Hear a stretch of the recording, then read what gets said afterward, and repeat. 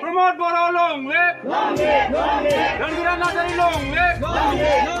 Rangila Nazari long live. Promote Boro long live. Promote दासान्दि BTR ओनसोलाव बिसायख'थिनि बार बारदों। बिसायख'थि जायाखैब्लाबो मानोना गुबुन गुबुन दोलोफोरनिफ्राय सोलिफु सरकार सलिनाय इउपिपिएल दोलोआव गोबां सुबुंफोरा आखाइ गोरोबफैदों। ओनसोलनि सान्थि खौसेथि आरो समाज जौगानायनि थाखाय जायखौ इउपिपिएल दोलोआ मुलाम्फा बेराफारसे गुबुन दोलोफोरनि खहा बुंनो हायो।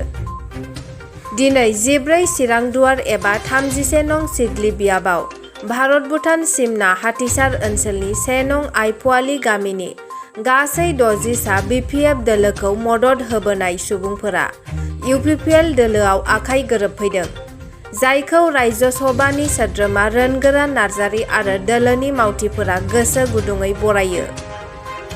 आरोबाव बे बियाबनिनो उत्तर सान्तिपुर गामिनि नेपालपारायाव गासै सा 100 सुबुंफोरा बिपिएफ दोलोनिफ्राय नागारना इउपिपिएल दोलोआव आखाइ गोरोबफैदों, जायखौ रायजो सभानि सोद्रोमा रोनगोरा नार्जारी, एमसिएलए मादन चन्द्र छेत्री आरो दोलोनि मावथिफोरा गोसो गोरबोजों बरायो। Rangila Nazari long live. Adolf Chandra Chetri long live. Adolf Chandra Chetri long live. थासारिया सोलायबाय, जायखौ जों परिबर्तन होननानै बुंनाय जादोंमोन। दा इउपिपिएल सरकार फैनाय लोगो लोगोनो बिटिआर ओनसोलनि गासै रायजो राजाफ्रा इउपिपिएलखौ दा मदद होगासिनो दङ।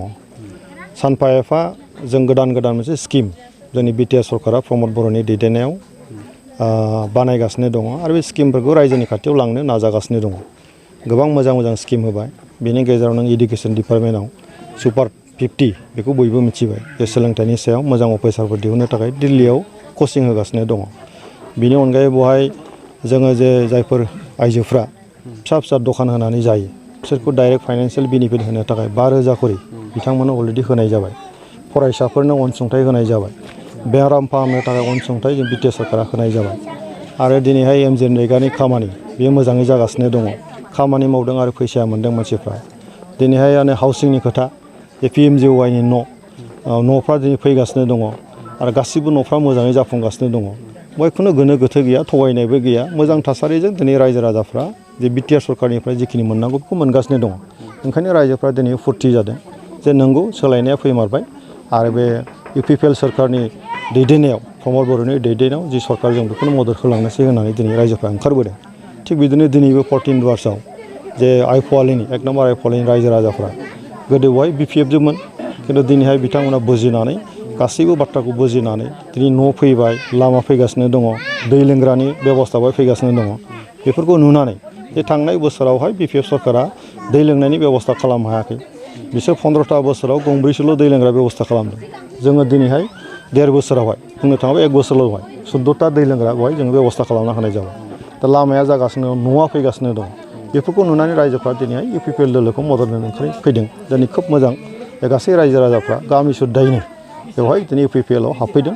बेनि थाखाय आङो आइपुवालिनि गासै रायजो राजा बिथांमोननिसिम आङो साबायखर बावो। सार, नाथाय अबेबा जायगायाव बिजेपि आरो कंग्रेसफ्राव खायफा जइन जादों, इउपिपिएलआ खामानि मावाखैना? दा बेफोरो राजनितिकआव बबेबा जायगायाव बेबायदि एफा एनै थासारिया जाया नङा जायो। नाथाय अभारअल जों नायगासिनो दङ जे बेवहाय जिहेतु बिटिआर ओनसोला मोनसे आन्दलन खालामनानै मोननाय मोनसे फिथाइ। गतिके आन्दलन खालामग्रा हान्जायाथ' इउपिपिएलसो।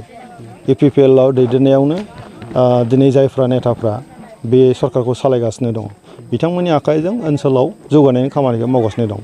नंगौ जोङो इउपिपिएलआ बिजेपिजों ज' सरकार सालायगासिनो दङ। जोंना जयैनो दिनैहाय बिटिआर ओनसोलखौ जौगानायनि थांखिजों जों आवगायगासिनो दं।